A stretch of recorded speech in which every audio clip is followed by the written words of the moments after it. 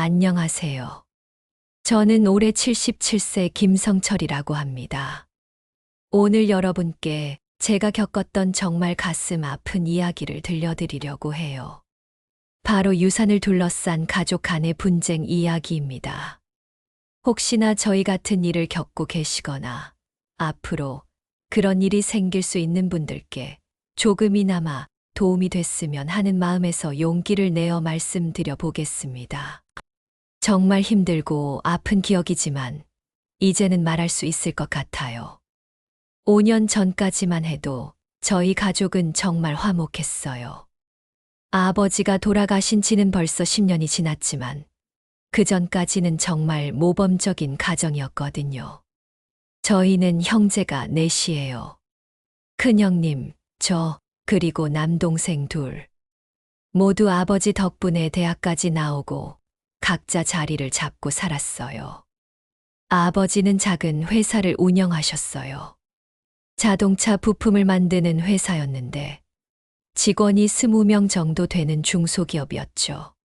아버지가 정말 성실하게 일하셔서 사업이 꽤 잘 됐어요. 얘들아, 아버지가 열심히 일하는 건 다 너희들 때문이야. 아버지는 항상 그렇게 말씀하셨어요. 정말 자식들을 위해 평생을 바치신 분이었어요. 그래서 저희 형제들도 서로 아끼고 지냈어요.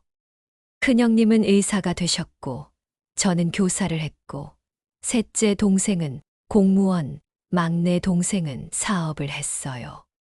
우리 가족 참 복 많지. 아내가 가끔 그런 말을 했어요. 그러게 말이야. 형제들이 모두 잘 되고, 정말 그랬어요. 명절이나 가족 모임 때마다 모두 모여서 즐겁게 지냈거든요. 아버지도 자식들이 모두 잘 된 걸 정말 자랑스러워 하셨어요. 내가 이 나이까지 살면서 가장 자랑스러운 건 너희들이 모두 바르게 자란 거야. 아버지의 그 말씀이 아직도 귀에 생생해요. 아버지가 편찮으시기 시작한 건 2018년 여름이었어요. 갑자기 몸이 많이 안 좋아지셨어요. 아버지, 병원에 가보셔야 해요. 큰형님이 권했지만 아버지는 계속 미루셨어요. 괜찮다, 괜찮아. 나이 들면 다 그런 거야. 하지만 상태가 점점 심해지셔서 결국 병원에 가셨어요. 검사 결과 췌장암이었어요.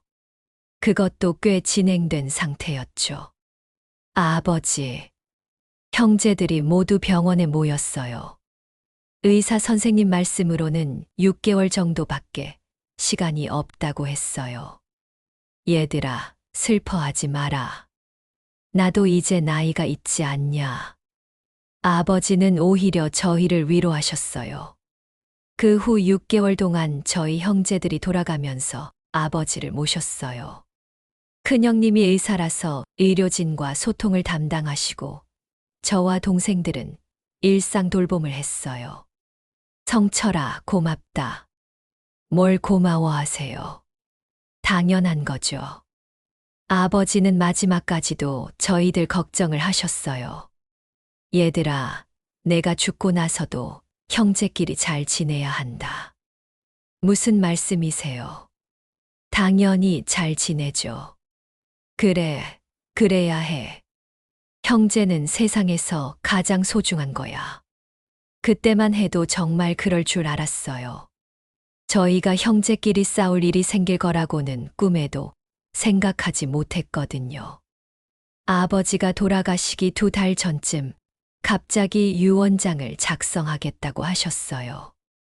얘들아, 내가 유언장을 써야겠다. 아버지, 왜 갑자기 그런 말씀을? 내 시간이 얼마 남지 않았잖냐. 미리 정리해 두는 게 좋겠어. 아버지는 큰형님과 저를 불러서 말씀하셨어요. 재산은 너희 형제 넷이서 똑같이 나누어 가져라. 네, 아버지. 그리고 회사는 막내가 이어받으면 좋겠다. 막내 동생이 유일하게 사업을 하고 있었거든요. 다른 형제들은 모두 직장을 다니고 있었어요. 하지만 회사도 똑같이 나누어서 막내에게는 현금으로 보상해 주어라. 아버지는 정말 공평하게 나누어 주려고 하셨어요. 그날 아버지는 큰형님과 저 앞에서 직접 유언장을 작성하셨어요. 손글씨로 정성스럽게 쓰시는 모습이 지금도 생생해요. 이렇게 쓰면 되나? 네, 아버지. 잘 쓰셨어요. 유언장에는 이렇게 적혀 있었어요. 나 김정수는 건전한 정신 상태에서 다음과 같이 유언한다. 첫째, 모든 재산은 내 아들이 똑같이 상속받는다. 둘째, 회사는 막내 김성민이 운영하되 다른 형제들에게는 회사 지분에 해당하는 현금을 지급한다. 그리고 마지막에 아버지의 서명과 날짜가 적혀 있었어요. 이 유언장은 큰형이 보관해라. 네, 아버지. 소중히 보관하겠습니다. 큰형님이 유언장을 받아서 집에 가져가셨어요. 그때만 해도 아무도 의심하지 않았어요. 큰형님을 믿었거든요. 아버지가 돌아가신 날, 저희 가족은 정말 슬펐어요. 하지만 슬픔 속에서도 서로를 위로하며 장례를 치렀어요. 형님, 고생 많이 하셨어요. 우리가 해야 할 일이지. 정말 단합된 모습이었어요. 장례를 마치고 일주일 후 형제들이 모여서 유산 상속에 대해 이야기하기로 했어요. 아버지 유언장대로 진행하면 되겠네요. 제가 말했어요. 그래, 아버지가 공평하게 나누어 주셨으니까. 셋째 동생도 동의했어요. 그런데 큰형님이 갑자기 이상한 말씀을 하시는 거예요. 그런데 말이야. 유언장을 다시 한번 확인해 봐야겠어. 왜요? 무슨 문제라도 있나요? 아니야. 그냥 정확히 하려고. 그때 큰형님이 가져온 유언장을 보고 저는 깜짝 놀랐어요. 분명히 저와 큰형님 앞에서 작성했던 유언장과 내용이 달랐거든요.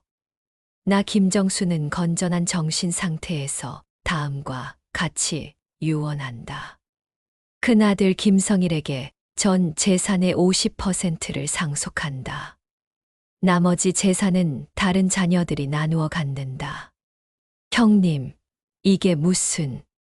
이게 아버지가 마지막에 쓰신 유언장이야. 하지만 저희가 함께 봤던 유언장과 다른데요? 아, 그건 초안이었어. 아버지가 나중에 다시 쓰셨거든. 저는 믿을 수가 없었어요. 분명히 아버지는 공평하게 나누라고 하셨는데 갑자기 큰형님에게 절반을 주신다니요. 형님, 정말 아버지가 다시 쓰신 거예요? 당연하지. 내가 거짓말할 이유가 있나? 그럼 언제 다시 쓰셨다는 거예요? 너희들이 모르는 사이에 쓰셨어. 막내 동생이 의문을 제기했어요. 형님, 그런데 이 유언장 글씨가 좀 이상한 것 같은데요. 뭐가 이상해? 평소 아버지 글씨와 좀 다른 것 같아요. 큰형님이 갑자기 화를 내시더라고요. 너희들이 의심하는 거야? 내가 아버지 유언장을 조작했다는 거야. 그런 게 아니라 아버지가 돌아가시기 전날 밤에 나만 불러서 다시 쓰셨어. 큰아들에게 더 많이 물려주는 게 옳다고 하시면서. 하지만 저는 납득이 안 됐어요. 아버지가 그런 분이 아니었거든요. 평생 공평함을 강조하셨던 분이 갑자기 한 자식에게만 더 많이 물려주신다는 게 말이 안 됐어요. 형님, 혹시 증인이 있나요? 증인. 유언장을 쓰실 때 옆에서 봤던 분이요. 아니야, 아버지가 혼자 쓰셨어. 그럼 병원 직원이나 아무도 없었어. 밤늦게 혼자서 쓰셨다고. 셋째 동생도 의심스러워했어요. 형님, 좀 이상하지 않아요? 아버지가 그렇게 중요한 걸 혼자서 쓰시겠어요? 너희들이 뭘 의심하는 거야? 큰형님이 목소리를 높이셨어요. 결국 그날은 결론을 내리지 못하고 헤어졌어요. 집에 돌아와서 아내에게 이야기했어요. 여보, 뭔가 이상해. 정말 큰형님이 그럴 리가 있을까요? 나도 모르겠어. 하지만 분명히 아버지는 공평하게 나누라고 하셨는데, 그날 밤 잠을 이룰 수가 없었어요. 큰형님을 의심하고 싶지 않았지만 아무래도 이상한 점이 너무 많았어요. 첫째, 아버지가 갑자기 마음을 바꾸실 이유가 없었고, 둘째, 글씨체가 평소와 달랐고, 셋째, 증인도 없이 혼자서 그렇게 중요한 걸 쓰시는 것도 이상했어요. 며칠 후 셋째 동생이 저에게 전화를 걸어왔어요. 형, 나도 이상해서 잠이 안 와. 너도 그래? 응. 막내도 마찬가지야. 우리 셋이서 한번 만나볼까? 그렇게 해서 저희 셋이 따로 만났어요. 큰형님 없이 말이에요. 솔직히 말해서 나는 그 유언장이 가짜라고 생각해.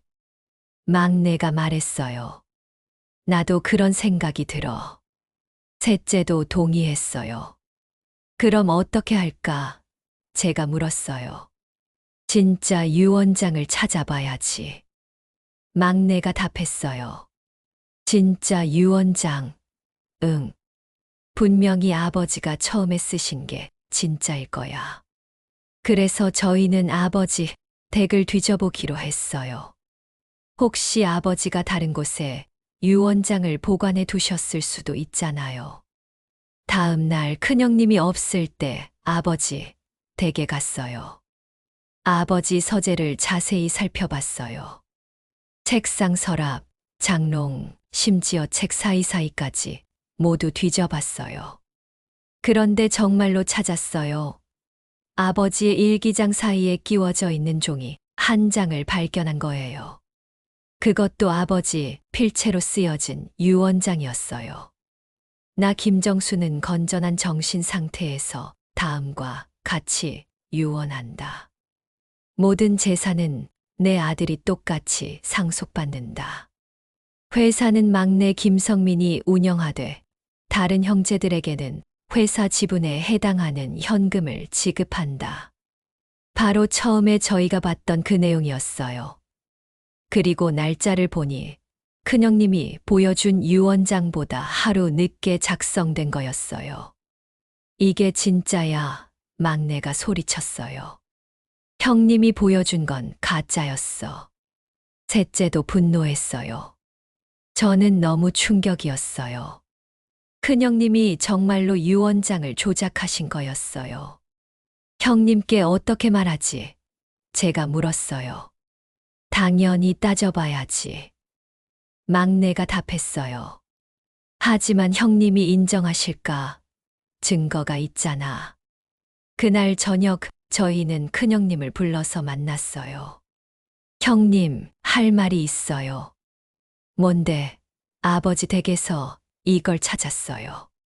제가 진짜 유언장을 보여드렸어요. 큰형님의 얼굴이 순간 하얘졌어요. 이게 뭐야? 아버지가 마지막에 쓰신 진짜 유언장이에요. 날짜를 보세요. 이건 가짜야. 큰형님이 당황하시며 말씀하셨어요. 형님, 필체 감정을 받아보면 다 나와요. 막내가 강하게 말했어요. 너희들이 나를 의심하는 거냐? 형님이 먼저 거짓말을 하셨잖아요. 결국 큰형님이 인정하셨어요. 알겠다. 내가 잘못했다. 형님, 왜 그러셨어요? 나도 자식들 교육비며 병원비며 돈이 많이 들어서. 큰형님은 자녀들 교육비와 본인 병원비 때문에 경제적으로 어려우셨던 거예요. 의사라고 해서 모든 의사가 잘 사는 건 아니잖아요. 큰형님은 개인 병원을 하셨는데 요즘 경쟁이 심해서 수입이 많지 않으셨던 거죠. 그래도 형님, 이건 아니죠. 미안하다. 정말 미안해. 큰형님이 고개를 숙이시며 사과하셨어요. 나도 순간 마음이 약해졌어. 하지만 이미 형제 간의 신뢰는 깨져버렸어요. 막내가 화를 냈어요. 형님, 우리를 뭘로 보신 거예요?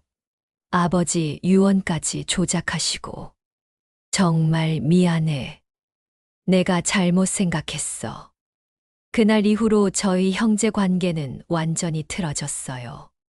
큰형님은 진심으로 사과하셨지만 한 번 깨진 신뢰를 회복하기는 어려웠어요. 결국 아버지의 진짜 유언장대로 재산을 분할하기로 했어요. 하지만 그 과정에서도 여러 문제가 생겼어요. 회사 가치를 평가하는 문제, 부동산 처분 문제 등등. 회사 가치를 얼마로 봐야 할까? 감정평가를 받아보자. 그런데 누가 비용을 내지? 이런 것들 하나하나가 다 갈등의 씨앗이 됐어요. 더 큰 문제는 큰형님의 부인이 개입한 거였어요.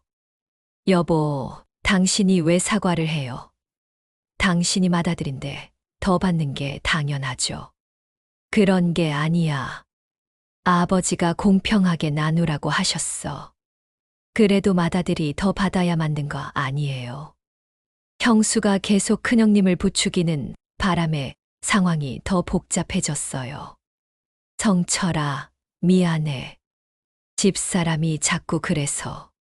형님, 형수님께 잘 설명해 주세요. 그런데 형수뿐만 아니라 다른 형제들의 배우자들도 각자 다른 의견을 내기 시작했어요. 제 아내는 당신 형님이 너무 하신 거 아니에요? 라고 했고, 셋째 동생 부인은 우리도 조심해야겠어요. 라고 했고, 막내 동생 부인은 회사를 물려받는데 현금까지 달라고 하는 게 맞나요? 라고 했어요. 가족 모임 자체가 불가능해졌어요. 만나면 서로 눈치만 보고 대화도 어색하고 우리 가족이 이렇게 될 줄 누가 알았겠어요. 아내가 한숨을 쉬었어요. 몇 달이 지나도 재산 분할이 제대로 진행되지 않았어요. 서로 다른 변호사를 선임하고 법원에 조정 신청을 하고 정말 복잡하고 힘든 과정이었어요. 성철 씨, 형제 간에 이렇게 싸우는 게 좋겠어요? 변호사가 물어봤어요. 저희도 원하는 게 아니에요. 하지만 어쩔 수 없잖아요. 한 번 더 가족끼리 대화해 보시는 게 어때요? 그래서 다시 한 번 형제들이 모였어요. 이번에는 배우자들 없이 형제들만 모였어요. 얘들아, 우리 이렇게 싸우는 게 맞나? 제가 먼저 말을 꺼냈어요.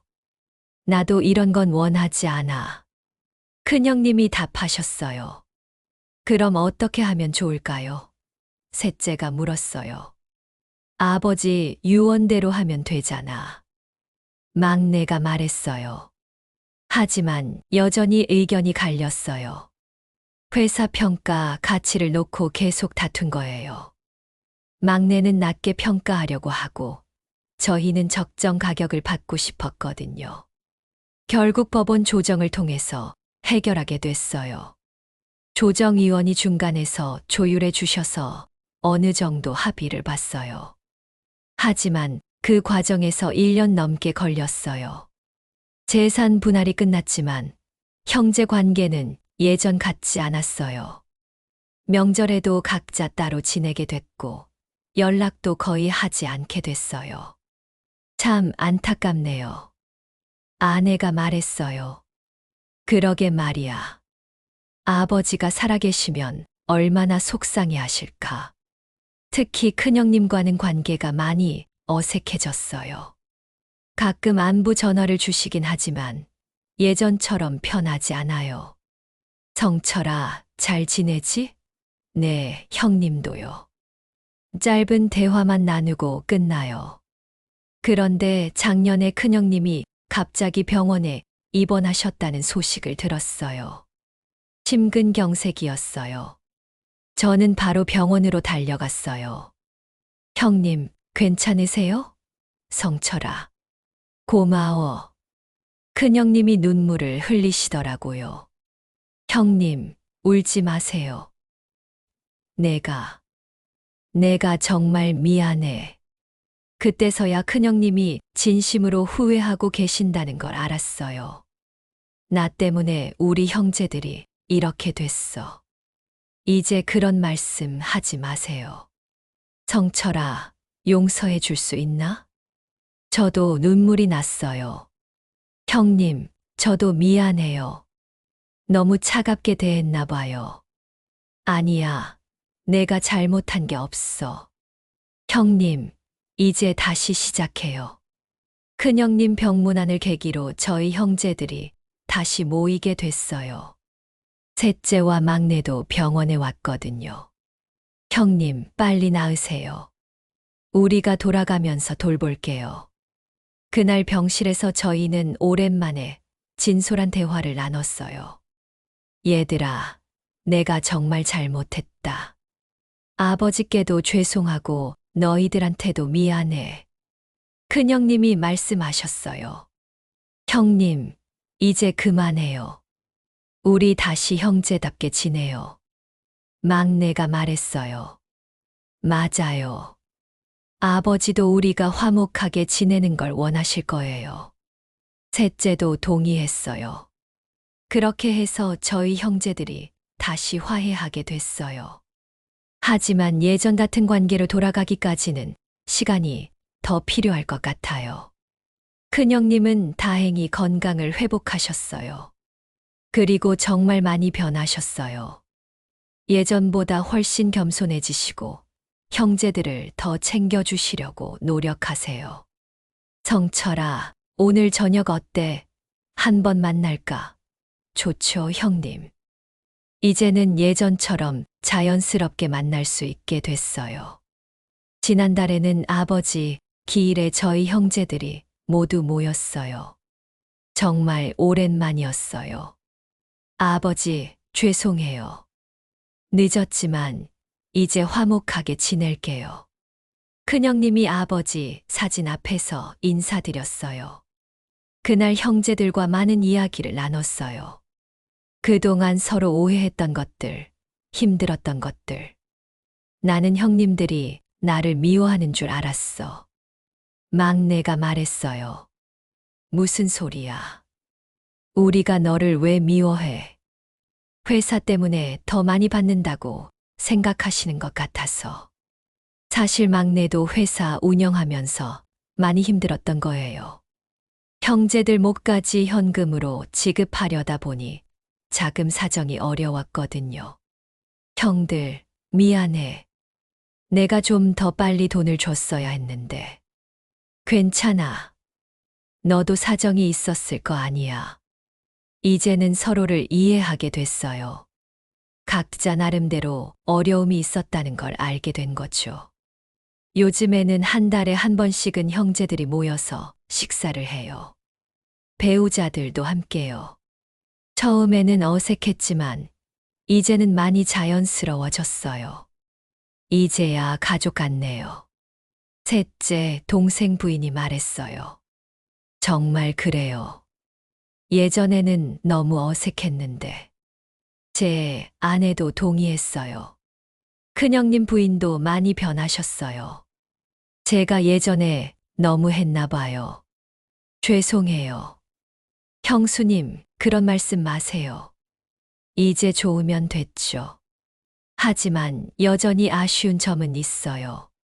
아버지 돌아가신 후 몇 년 동안 형제들이 멀어진 시간들을 되돌릴 수는 없거든요. 그 시간 동안 조카들과도 많이 소원해졌고, 가족 행사도 제대로 못했고, 시간을 되돌릴 수 있다면 좋겠어요. 아내가 말했어요. 그럼 처음부터 유언장 문제가 생기지 않게 할 텐데. 이미 지나간 일이야. 이제라도 화목하게 지내는 게 중요해. 지금 돌이켜보면 여러 가지 아쉬운 점들이 있어요. 첫째, 아버지가 살아계실 때 유언장을 좀 더 정확하게 작성하셨으면 좋았을 텐데. 공증을 받는다든지, 증인을 세운다든지. 둘째, 큰형님이 솔직하게 말씀하셨으면 좋았을 텐데. 경제적으로 어려우시면 형제들에게 도움을 청하시지. 왜 유언장을 조작하셨을까? 셋째, 저희도 처음부터 의심하지 말고 좀 더 형님을 믿었으면 어땠을까 하는 생각도 들어요. 물론 결과적으로는 저희가 맞았지만 그래도 형제를 의심한다는 게 마음 편하지는 않았거든요. 지금은 이런 경험을 바탕으로 저도 유언장을 준비하고 있어요. 제 자식들이 저희 같은 일을 겪지 않도록 말이에요. 여보, 유언장은 어떻게 쓸 거예요? 공정증서로 만들어야겠어. 그리고 자식들에게 미리 알려줘야지. 좋은 생각이에요. 공정증서 유언이라는 게 있더라고요. 공증사무소에서 공증인이 입회해서 작성하는 거예요. 이렇게 하면 나중에 진위 논란이 생기지 않거든요. 그리고 자식들에게 미리 제 생각을 말해줬어요. 아빠는 너희들에게 똑같이 나누어 줄 생각이야. 네, 아버지. 그리고 혹시 모르니까 공정증서로 유언장을 만들 거야. 아버지, 우리는 그런 거 안 해도 돼요. 큰아들이 말했어요. 아니야, 그래도 확실히 해두는 게 좋아. 나중에 너희들이 오해할 수도 있잖아. 저는 제 경험을 바탕으로 다른 분들께도 조언해 드리고 싶어요. 유언장은 반드시 정확하게 작성하세요. 가능하면 공정증서로 만드시고 가족들에게도 미리 알려주세요. 그리고 혹시 가족 중에 경제적으로 어려운 분이 있으시면 미리 도와주세요. 저희 큰형님도 돈이 필요하셨으면 형제들에게 말씀하셨으면 됐을 텐데 혼자 끙끙 앓다가 잘못된 선택을 하신 거거든요. 형님, 그때 저희한테 말씀하시지 그러셨어요? 부끄러웠어. 마청이 동생들한테 도움을 청한다는 게. 그게 뭐가 부끄러워요? 가족인데. 가족끼리는 서로 도와야 해요. 체면이나 자존심 때문에 혼자 끙끙 앓으면 더 큰 문제가 생길 수 있어요. 또 하나 중요한 건 배우자들의 역할이에요. 저희 경우에도 처음에는 배우자들이 각자 남편을 부추기는 바람에 갈등이 더 커졌거든요. 배우자들도 가족의 화목을 위해서 노력해야 해요. 여보들끼리도 서로 이해해야 해. 제 아내가 말했어요. 맞아요. 우리가 중간에서 조율 역할을 해야죠. 큰형님 부인도 동의하셨어요. 그리고 자녀들 교육도 중요해요. 어려서부터 형제자매끼리 사이좋게 지내는 법을 가르쳐야 해요. 돈보다 가족이 더 소중하다는 걸 알려줘야 하고요. 할아버지, 우리는 사이좋게 지낼 거예요. 손자들이 말해요. 그래, 그래야 해. 형제는 세상에서 가장 소중한 거야. 이제는 손자들 앞에서도 저희 형제들이 화목한 모습을 보여줄 수 있어서 기뻐요. 예전에는 아이들 앞에서도 어색했는데, 이제는 자연스럽게 지낼 수 있거든요. 작년 추석에는 정말 오랜만에 대가족이 모두 모였어요. 큰형님 가족, 저희 가족, 셋째 가족, 막내 가족. 총 20명 넘게 모였어요. 와, 정말 오랜만에 이렇게 다 모였네. 그러게 몇 년 만이야. 아버지가 보시면 정말 기뻐하실 거야. 그날은 정말 즐거웠어요. 아이들도 사촌들과 신나게 놀고 어른들도 옛날 이야기하며 웃고 진짜 가족다운 모습이었어요. 성철아, 고마워. 큰형님이 조용히 말씀하셨어요. 뭘 고마워해요? 내가 먼저 병문안 와줘서. 그때 마음이 정말 따뜻했어. 당연한 거죠. 형님이 아프신데 그리고 용서해 줘서도 고마워. 형님, 그런 말씀 그만해요. 이제 다 지난 일이에요. 아니야, 내가 진짜 잘못했어. 평생 후회하며 살 거야. 큰형님은 지금도 그때 일을 정말 후회하고 계세요. 가끔 술 드시고 울기도 하신다고 형수가 말씀해 주셨어요. 여보가 요즘도 그 일 때문에 자책해요. 그러게요. 이제 그만하시라고 해주세요. 제가 그렇게 말해도 마음이 편하지 않나 봐요. 사실 저희도 큰형님이 너무 자책하시는 게 안쓰러워요. 이제는 용서했는데 본인이 용서를 못 하시는 것 같아요. 요즘에는 형제들이 정기적으로 만나서 아버지 성묘도 가고 가족 모임도 자주 해요. 아버지 기일, 생신, 명절 빠지지 않고 모여요. 아버지, 저희 이제 정말 화목하게 지내고 있어요. 성묘 갈 때마다 그렇게 인사드려요. 늦었지만 용서해 주세요. 큰형님이 건강하게 지내시는 것도 다행이에요. 심근경색 이후로 건강관리를 정말 열심히 하시거든요. 금연, 금주하시고 운동도 꾸준히 하세요. 형님, 건강이 최고예요. 그러게 건강해야 오래 살면서 너희들과 더 많은 시간을 보낼 수 있지. 이제는 서로의 건강을 챙겨주고 안부도 자주 묻고 정말 형제다운 모습이에요. 제가 오늘 이런 이야기를 하는 이유는 혹시나 저희 같은 일을 겪고 계시는 분들이나 앞으로 그런 일이 생길 수 있는 분들께 도움이 됐으면 해서예요. 유산 상속 문제는 정말 조심해야 해요. 아무리 화목한 가족이라도 돈 문제가 개입되면 관계가 틀어질 수 있거든요. 첫째, 유언장은 반드시 정확하게 작성하세요. 공정증서로 만드시는 게 가장 안전해요. 둘째, 가족들에게 미리 알려주세요. 갑자기 돌아가신 후에 유언장이 나타나면 가족들이 의심할 수 있어요. 셋째, 가족 중에 경제적으로 어려운 분이 있으시면 미리 도와주세요. 돈 때문에 잘못된 선택을 할 수 있거든요. 넷째, 배우자들도 가족의 화목을 위해 노력해야 해요. 남편을 부추기지 말고 중재 역할을 해야 해요. 다섯째, 혹시 문제가 생기더라도 가족이라는 걸 잊지 마세요. 돈보다 가족이 더 소중해요.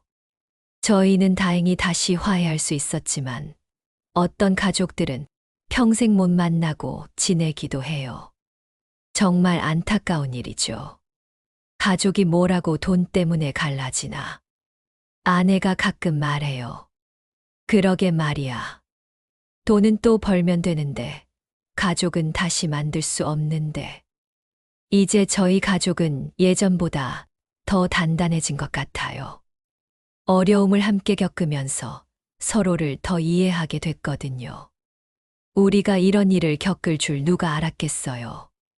하지만 지나고 보니 가족의 소중함을 더 깨닫게 됐어. 맞아요. 이제는 정말 서로를 아껴요.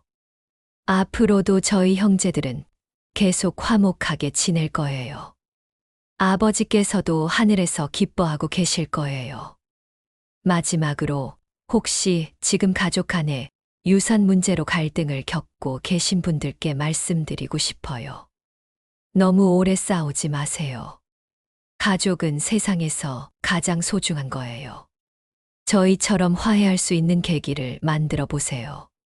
누군가 먼저 용기를 내서 손을 내밀어야 해요. 체면이나 자존심보다는 가족의 화목이 더 중요해요. 그리고 건강하세요. 건강해야 가족과 더 오랫동안 함께할 수 있어요. 저희 큰형님도 아프셨을 때 가족의 소중함을 더 깨달으셨거든요. 오늘 제 이야기가 여러분께 조금이나마 도움이 됐으면 좋겠어요. 긴 이야기 끝까지 들어주셔서 감사합니다. 77세 김성철 할아버지의 생생한 유산 분쟁 경험담을 통해 가족 간 상속 갈등의 현실과 해결 과정을 살펴봤습니다. 유 원장은 정확하게 작성하고 가족 간의 소통과 이해가 무엇보다 중요하다는 교훈을 얻을 수 있습니다.